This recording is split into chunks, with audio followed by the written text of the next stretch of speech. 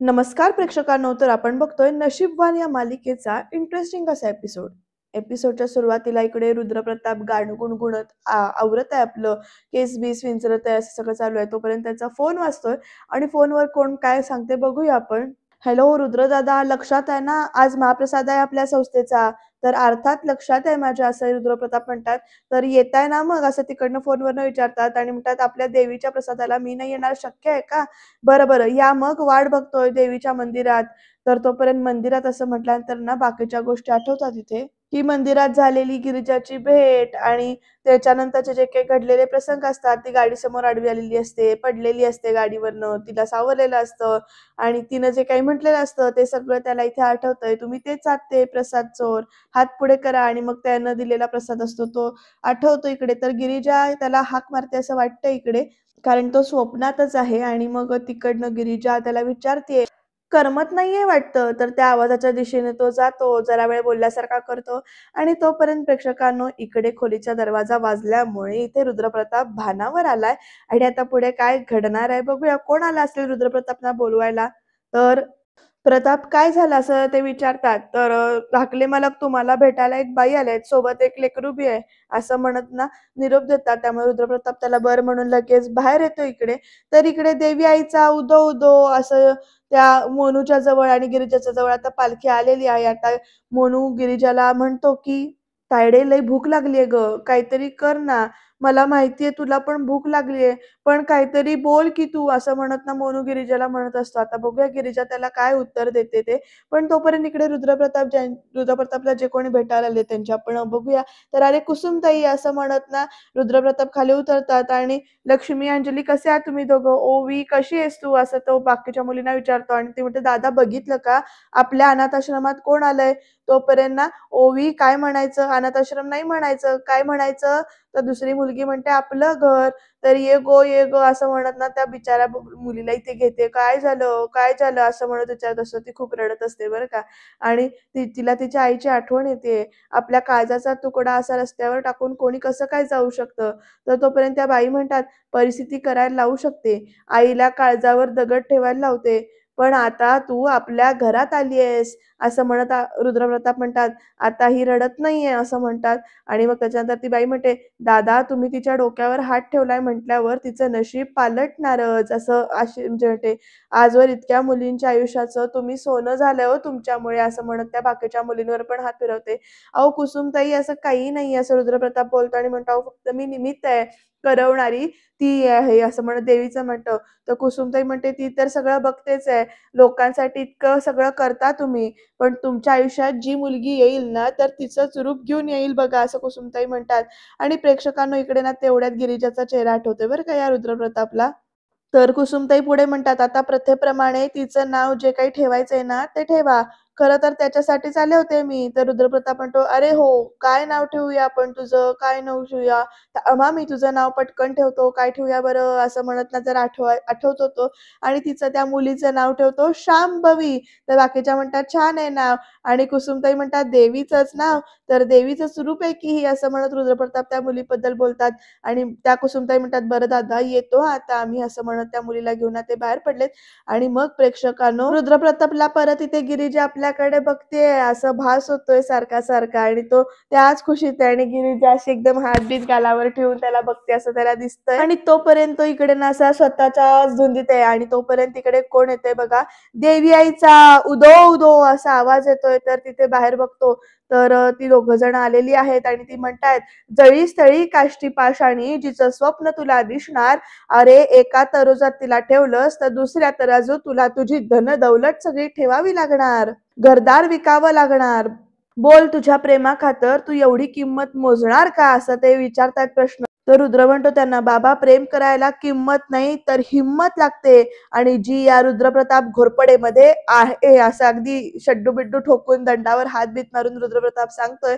आणि आता, अरे चांग भलं लेका, चांग भलं, अरे तुळजा भवानीनंच तुझं तुझ्या नशिबाचा मांडलाय हा खेळ असं म्हणत ना ते पुढे सांगतात झोपते. आणि तिच्याच दारात होणार तुमच्या दोघांचा मेळ असं म्हणत ते सांगतात. तिथे तर गिरिजा इथे देवी समोर बसले, तोपर्यंत देवी आईचा उदो उदो असं म्हणत निघून सुद्धा जातात. तर गिरिजा सुद्धा इथे तेच म्हणत असते की आपल्या सगळ्या प्रश्नांची उत्तरे एकाच ठिकाणी मिळणार आपल्याला. आणि त्यापुढे रुद्रप्रताप इथे म्हणतोय देवी आईच्या पायाशी. खरंच देवीनं जर का आपली गाठ बांधली असेल ना तर आज तू मला नक्की भेटशील असं रुद्रप्रताप इथे म्हणतो. गिरिजा सुद्धा तिकडे देवीला हात जोडते आणि म्हणते देवी आई तुझी जी काय इच्छा असेल ना ती मान्य आहे मला असं एकदम म्हणते. आणि देवीची अशी मूर्ती दिसते इथे प्रेक्षकांनो. गिरिजा पुढे म्हणते मी येते तुझ्या पायाशी. आणि तेवढ्यातच तिथनं पालखी उचलली जाते आणि त्या पालखीतून सुद्धा आवाज येतो देवी आईचा उदो उदो. आणि इकडे रुद्रप्रताप सुद्धा आशेनं देवी म्हणजे देवीच्या पायाकडे जाणार असं म्हणून बघतोय. आता ह्या दोघांची भेट नक्की कशी होईल हे बघत राहूया आपण. तर इकडे देवळामध्ये काय घडतंय बघा. देवळामध्ये इथे गोंधळ वगैरे चालू आहे. बोल अंबाबाईचा उदो उदो वगैरे असं सगळं चालू आहे इकडे. अगे उदय अंबाबाई उदे उदय अंबाबाई आई उदे उदे अंबाबाई आई उदे उदे अंबाबाई.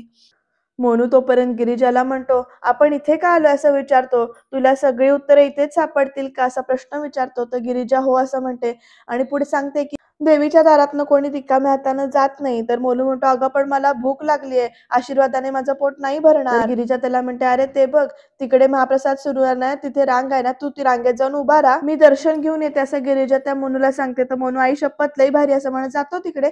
तर इकडे नागेश्वरांकडे काय चाललंय बघूया आपण. नागेश्वर विचारतायत मग काय दीदी कशी झाली तुमची मुंबई ट्रिप. तर आता दीदी सांगतायत एकदम मस्त. नागेश्वर विचारतात काय म्हणते तुमची मैत्रीण, काय तिचं नाव, असं सगळं चालू आहे बोलणं.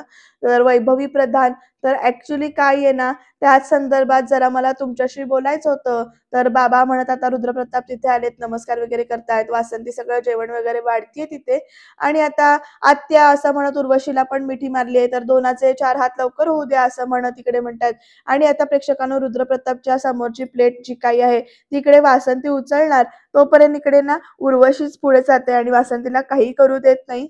उर्वशी म्हणते वासंतीला मी इथेच आहे ना तर मी करेन असं म्हणत अगदी खुन्नस वगैरे देऊन बघते. तर नागेश्वर पण कसा बघतोय बघा. तर प्रेक्षकांनो तेवढ्यात रुद्रप्रताप सांगतात आत्या मी घरी जेवणार नाही. तर का रे मित्रांबरोबर काही बाहेर प्लॅन केलायस का. तर नाही नाही माझ्या एनजीओचा ना महाप्रसाद आहे देवळात, तिथे निघायचंय मला, बाकी सगळे पोचलेही असतील तिथे जेवेन मी असं रुद्रप्रताप इकडे सांगतो. तर प्रेक्षकांनो गिरिजा पुढे नमस्काराला येत असते तोपर्यंत त्यातल्याच एक गोंधळी पुढे येतात आणि म्हणतात थांब पोरी. आणि मग तिच्या भाळी मळवट लावतात आणि म्हणतात देवी आईचा उदो उदो उधो उदो. तुझ्या लल्लाटी मला लक्ष्मीची रेखा दिसतीये. अगं पालटणार तुझी नियती आणि उलटणार त्यांच्यावरती डाव, ज्यांनी घातलाय ते तुझ्या नशिबावरती घाव. नशीब तुझं थोर पोरी तू लय नशीबवान, जे गेले तुझ्या हातून ते मिळणार तुला हे दान. येणार लोभी समोर येणार, बांधलीये गाठ तुझी त्या राजकुमाराशी, त्याचं बी नशीब जुळलंय तुझ्या नशिबाशी.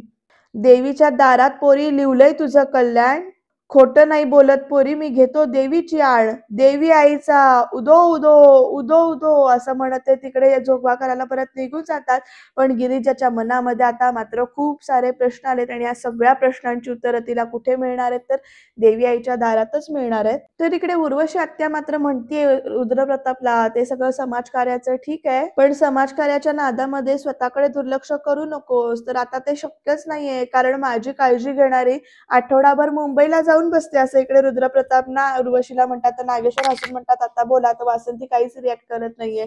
उर्वशी म्हणते सॉरी सॉरी बाबा पण मी काय करू, पण मी कधी यापूर्वी एक दिवसाच्या आत राहिलीये का. पण यावेळी मात्र ना माझं ऐकलंच नाही तिने. अगं तिच्यापेक्षा जास्त तिच्या मुलीने सावीने ऐकलंच नाही माझं. तर तोपर्यंत आपली सावी लंडनहून परत आली असं इकडे ना रुद्र विचारतो. तर उर्वशी म्हणते मागच्याच आठवड्यात. तुला सांगते का ती काय गोड मुलगी आहे रे, म्हणजे लहान होती पण आता एवढी मोठी झाली आहे, एवढं चांगलं शिक्षण झालंय, पण मनाने अगदी निरागस आहे, अगदी लाघवी आहे, प्रेमळ आहे.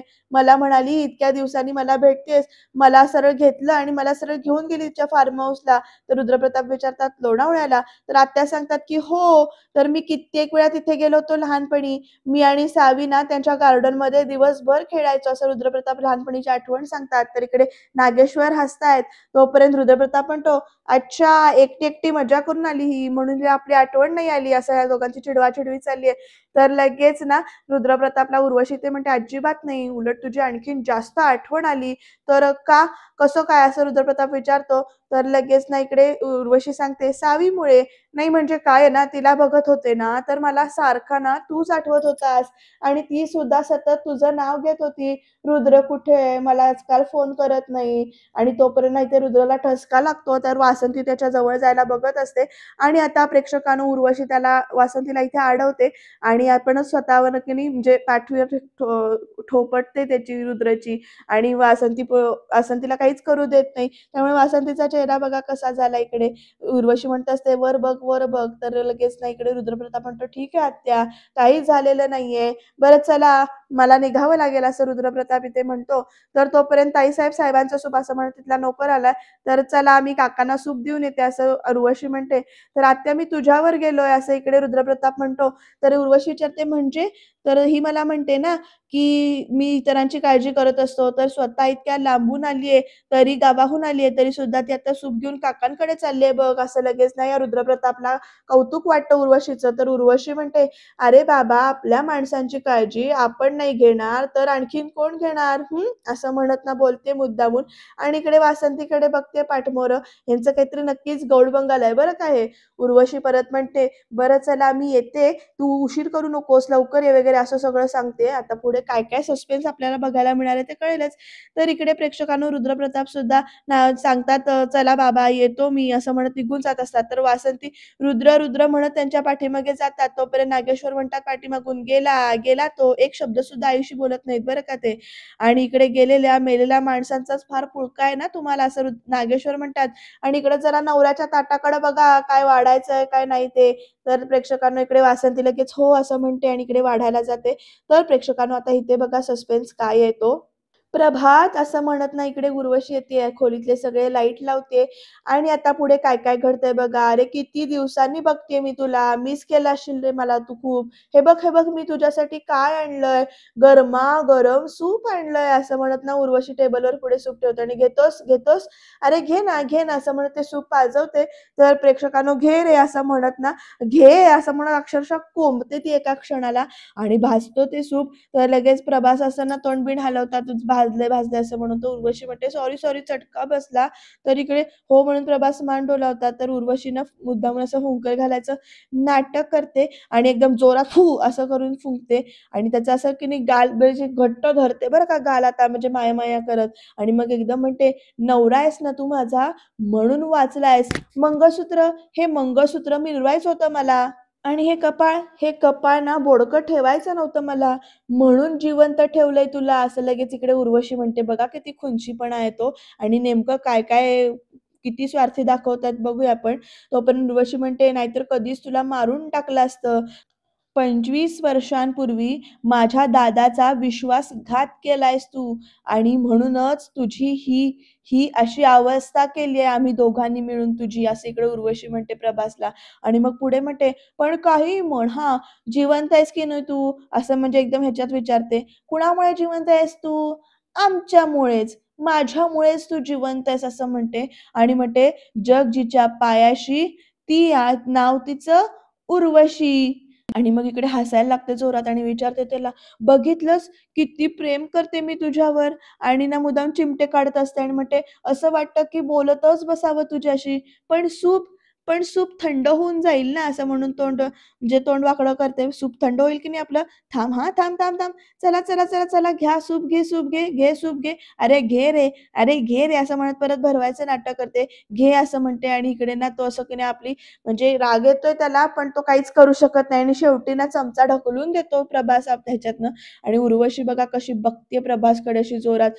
चमचा वगैरे तुटलाय. प्रभासला विचारते ती लगेच, "एवढा कसला माज आहे रे तुला? एवढं मिळतंय ना, ते सुद्धा नशीब समज." असं म्हणते आणि परत त्याचं असं तोंड-बिंड धरते आणि म्हणते, "असाच आयुष्यभर असाच या व्हीलचेअरवर कुढत-कुढत वरती मरणार आहेस तू." असं म्हणते एकदम आणि "मर तिकडे." असं म्हणते आणि तिकडनं निघून जाते बरं का प्रेक्षकांनो दरवाजा लावून-बिवून.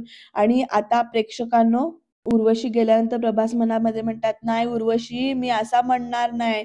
तुम्हाला रस्त्यावर आलेलं बघायचंय मला. तुझा हा जो माज आहे ना, तुझी मस्ती जी काय आहे ना, ती उतरलेली बघायची आहे मला आणि ती तुझी मस्ती उतरणार.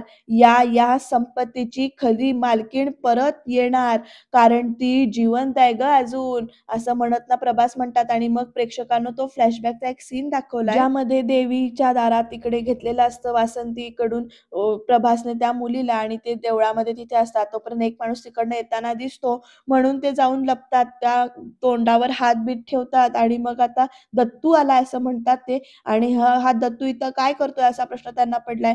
गिरिजा रडू नये म्हणून त्यांचा म्हणजे आवाज जाऊ नये म्हणून असं ते प्रयत्न करत असतात. तर दत्तू आता येऊन काय सांगतायत बघा देवीच्या पायाशी आल्यानंतर.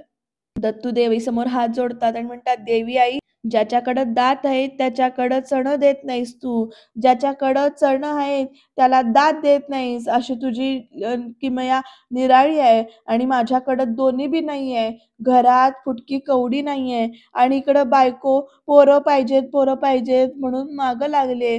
कसली परीक्षा घ्यायलीस तू?" असं म्हणत नाही ते दत्तू देवी आईला म्हणत असतात आणि म्हणतात, "माझ्यासारख्या दरिद्राला पोराची चैन नाही परवडणार." असं म्हणतात. तोपर्यंत प्रेक्षकांनो इकडे ना प्रभास उठून उभा राहतो. दत्तू तिकडनं जाणार असतो.